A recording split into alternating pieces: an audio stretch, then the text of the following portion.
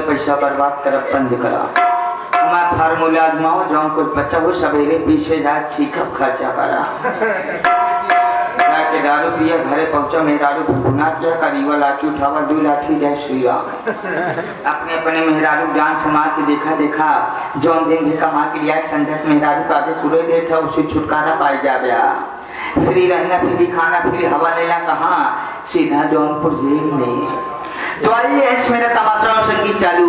ये आप सबका सिला जौनपुर नहीं, ये मेरा सिला और इस सिले के जाने माने रंगबाजों में रंगबाज बाबू कलयुग राज। तो हमारे इस पार्टी के खलनायक महोदय, इस पार्टी के हमारे खलनायक महोदय एवं फेमस चर्चित कलाकार जाने माने खलनायक जो कि माननीय श्री हमारे राजेश कुमार गुप्ता की 420 लई खपरी मांगन।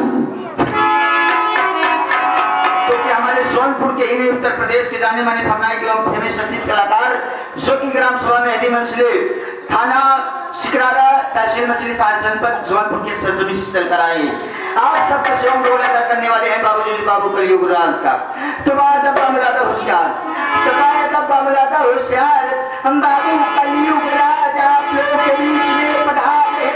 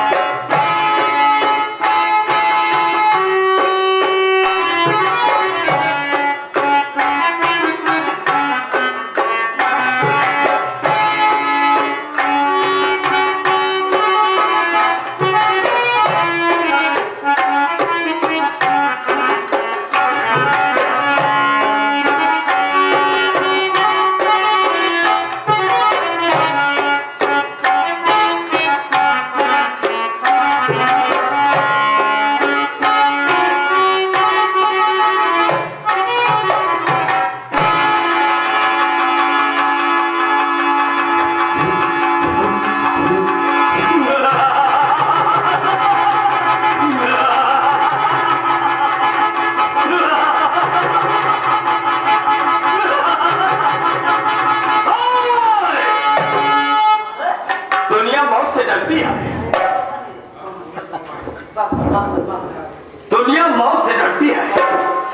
दुनिया मौत से डरती है, मौत मुझसे डरती है।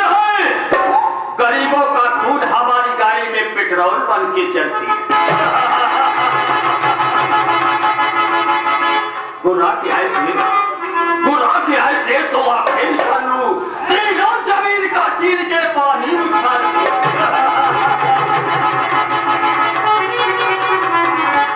शोहरत है हमारे नाम का, शोहरत है हमारे नाम का। सारे जहान में दुश्मन के छक्के छूटते हैं कलयुग राज के।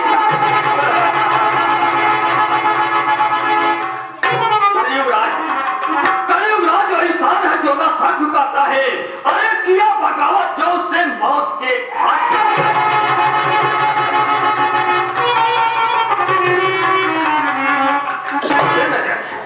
उठे नजर कलयुग की जिस पे। अरे माना की बातों का गरात बा तोरे खुदवा पते हमारे राइफल का गोलियां कर पाता।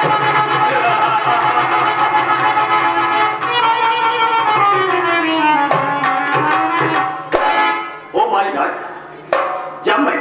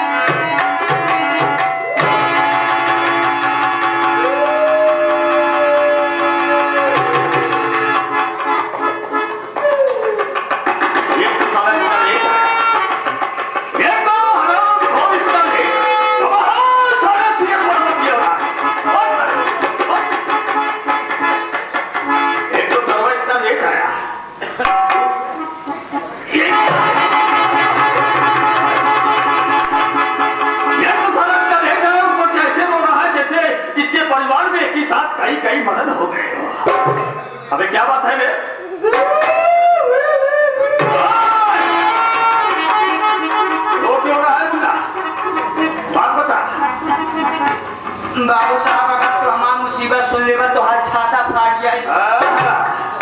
इनका तरह को मुसीबत सुन ले तो हमारा छतवा ही फाट जाए। अबे है छाता नहीं के छाती को लग जाता है उससे। बाबू साहब कलिया ड्यूटी के जैसे घरे पहुंचे थे उसे मेहरारू देख के फुन करा क्यों? मेहरारू को बात समझा फलाने के मुंह से बढ़ गया। यानी अपनी औरत की बात सुना तेरा दिमाग और खराब हो गया। हम अपने मेहरारू बुलाए। क्या है? तू अपनी मेहरिया को ऐसे बुलाता है? इशारा में बुलाए तो बाबू साहब दोपहरिया में बाबू बिगड़ जाते। यानी इशारे से काम करता है। हाँ तो अपने मेहरारू बुलाए हम कह रहे सोनिया। अबे है साले तू अपनी मेहरिया को बुला रहा है धक्का हमको मार रहा है। हाँ इशारे से काम कर रहे धक्का क्यों मार रहा है ये? बाबू साहब जब हमारे मेहरारू हमरे लगे आए तो हमका देखते मान लगी भुन कराए। गाड़ू माटी की अनु कौन दिन हो क्या करती मरात के दक्षिण में तो हम माटी चली जाए कौन दिन हो तो का तो पूछे ना आ जाए माटी के अनु लट मरको कहा सेमी असनु आज मर जाता आधे बोले पिया ना रे। अबे साले एक ही साथ में तेरी मेहरिया तुझे इतनी गाली देते थे। अरे बाबू साहब मेहरारू की बात ना बर्दाश्त भाई। हम कह रहे सुन। अबे तू हमको इशारा कर रहा है। अच्छा कहा जब देखा था बाबू साहब के साथ तारक रहा था मीट मछली और मुर्गा का सेवन करत रहा था। अरे अपने जिंदगी में कुछ भाव भजन कैले नहीं मर जावत कि खान के सुना पड़ी। वो भी ठीक बोली सही बोली लो। बाबू साहब मेहरारू की बात ना बर्दाश्त भाई। पंचे बाबू राही रहे गुलजारगंज के आगे नहरी किनारे लगे खड़ा कर रही। खड़े करने लगा तपस्या पूजा। अच्छा साल 6 महीना खड़े करे हम कहे कि अब करब तो खाली यमराज की पूजा करब नहीं तो केहू न करा। यमराज जी के हाँ इतने मेहरारू लगी बुखार छोड़ के रो भाई। अरे रामू अब तो मर जाबा हम रावण हो जाब नान लड़का विधवा बन जाए।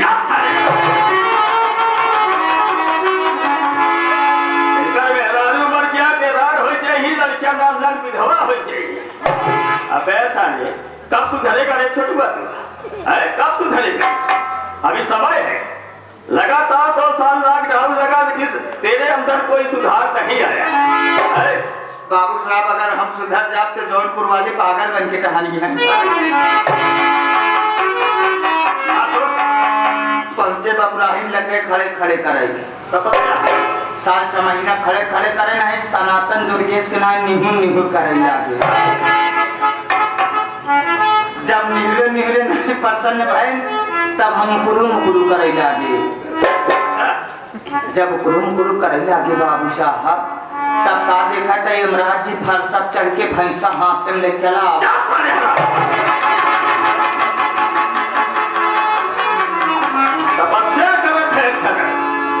तपस्या जब इनकर फलित हो गए तो देखा था कि यमराज जो फरसा पे चढ़ के भैंसा हाथे में रहे कि भैंसा पे चढ़ के फरसा हाथे में रहे। बाबू साहब उसके मान यमराज जी आपन खोल दे हम आपन खोल दी। क्या भैया? आँखी। अच्छा यमराज जी हमारे लिए लगे यमराज जी के हम वो क्या भैया? कैसे यमराज जी खुशी चाहता बेटा मेरे लाल मेरे पुत्र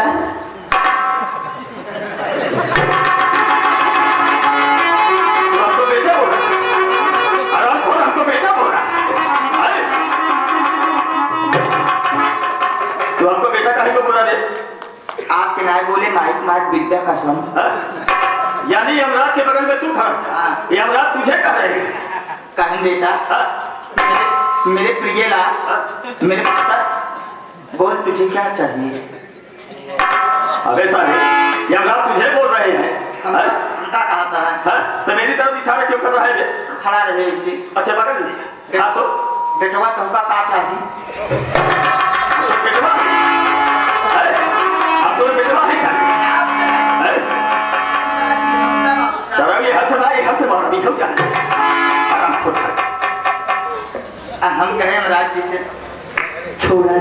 लीजिए। कहा बेटा तू मुझे प्रसन्न किया है, तपस्या किया है, मैं जल्दी किसी को नहीं दर्शन देता। भैया लेटर लाइट वाले भगवान तोरे आत्मा शांति दे, लेटर लाइट बंद कर लिया। यमराज जो खुश होता है कि बेटा पहली बात मैं किसी का दर्शन नहीं देता, अगर जिसका देता हूँ तो उसका आत्मा लेके चला जाता हूँ। तुझे साथ साथ दर्शन दिया हूँ, तू मान ले क्या मांगना चाहता है। बाबू साहब कुछ देर छोड़े बेचारे, हम कहे नहीं छोड़ा महाराज जी जायजा। कहें बेटा तू मांग ले क्या दिनेश मांगता है। क्या मांगा? हम कहे नहीं छोड़ा जाएगा। हम कहा करे महाराज जी हमका आप दें चाहता तो हमका 3 वरदान दे। हम अपने बिना ना सब आप के बिना। इमराज को काटा दुनिया में पहला भागा देखा था जो अपने बिना ना सब हमरे बिना मांगता है। इमराज को कहन बेटा पहला वरदान हमके इमराज पहला वरदान हमारी है जो तोरे भैंसा सिंह दिखाते हैं दोनों सिंह टूट जाए। इमराज को कहन यूं तथा सु बाबू साहब इतना कहते मान दोनों सिंह टूट गए थे, इतनी मौत के इतनी बड़ी को हुई गई। इमराज जी खुशी मारा कहन बेटा तुम्हारा दूसरा वरदान हम कहते और दूसरा वरदान हमारी है कि आप जानती हैं सिंह विराजमान इतना कहते मान तो बाबू साहब इमराज जी हक बकाए दही के भैंसम ढूंढना चाहते रहा। इमराज जी पहुंचे भैंसा सिंह चौड़ाई लंबाई नापत रहा है। भैंसा मुड़ झटका झटक से इमराज जी सिंह बैठे टक से। बाबू साहब जैसे इमराज जी सिंह बैठा था उतने हिसाब किताब बदल ही रहा। आखिर पलटी जात जाए दांत बैठा जाता है तब वो कहता है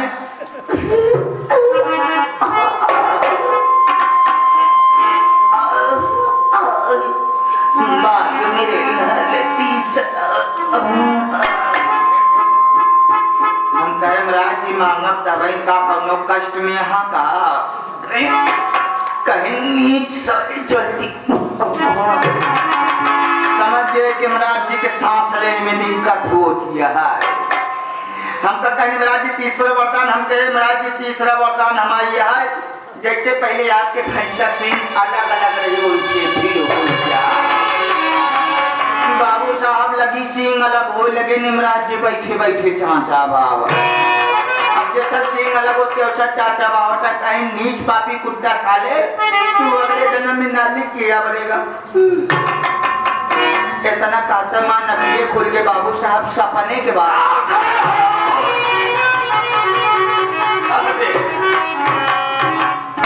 इधर देवी देवता मिले जाए सरवी हम रात के पूजा करे जाए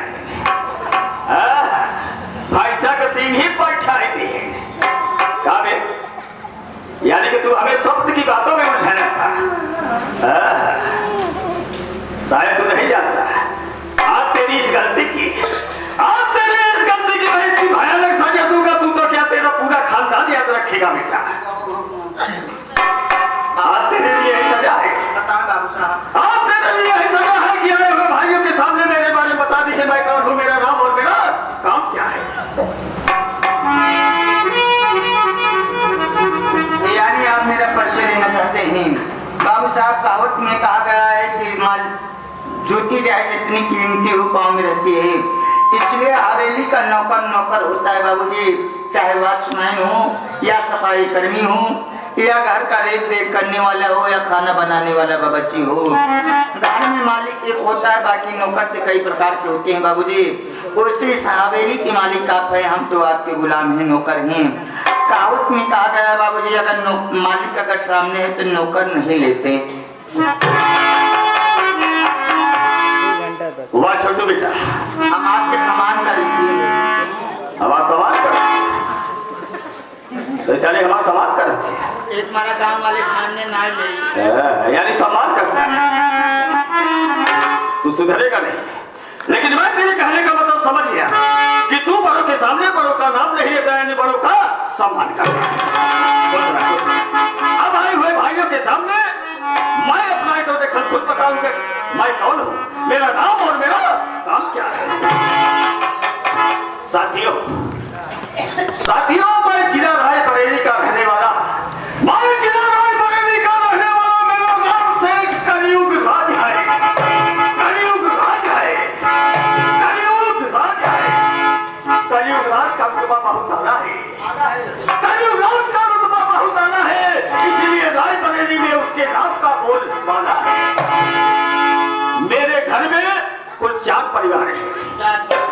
मैं हूँ और मेरी धर्मपत्नी है जिसका नाम श्रीमती कामेश्वरी देवी। एक मेरा छोटा भाई है जिसका नाम कमलेश कुमार है और मेरा एक बेटा है जिसका नाम कमल कुमार है। अबे छोटू इधर आ मेरे पास। एक काम कर, आज तू अपनी भाभी कामेश्वरी को मेरे पास बुला, बहुत जरूरी बातें करना है। अरे मालकिन कमलेश्वरी जी जाते हो तत्काल आप हाजिर हो जाइए। बाबू साहब आपको याद कर रहे हैं, बरामदे में आ जाइए।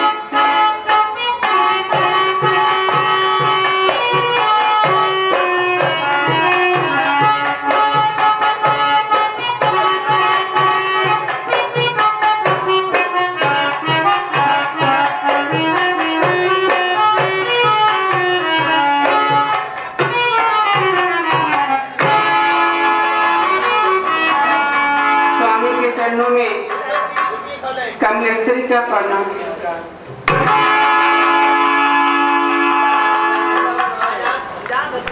कामेश्वरी तुम्हारे हाँ मैं आपसे कुछ कहना चाहती हूँ। क्या तुम मुझसे कुछ कहना चाहती हो? जो भी कहना है कामेश्वरी साउथ से कहो।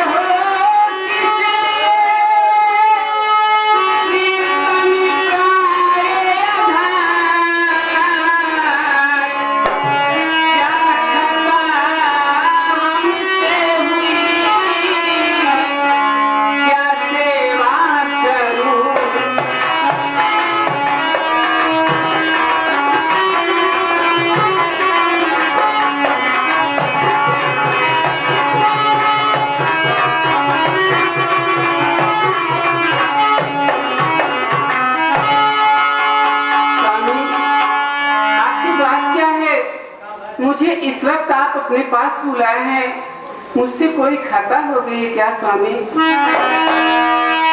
नहीं कामेश्वरी,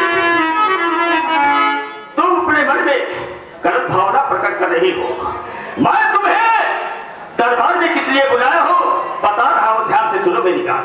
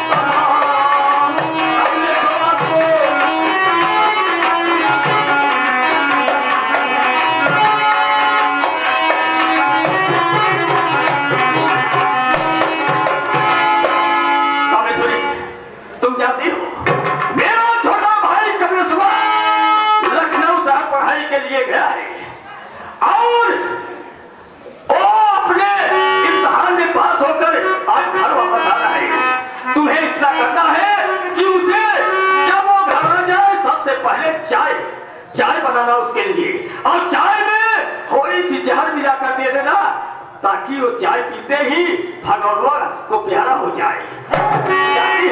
जब वो सारा इस दुनिया को छोड़कर जाएगा तो उसके हिस्से की जमीन हमारी और तुम्हारी हो जाएगी।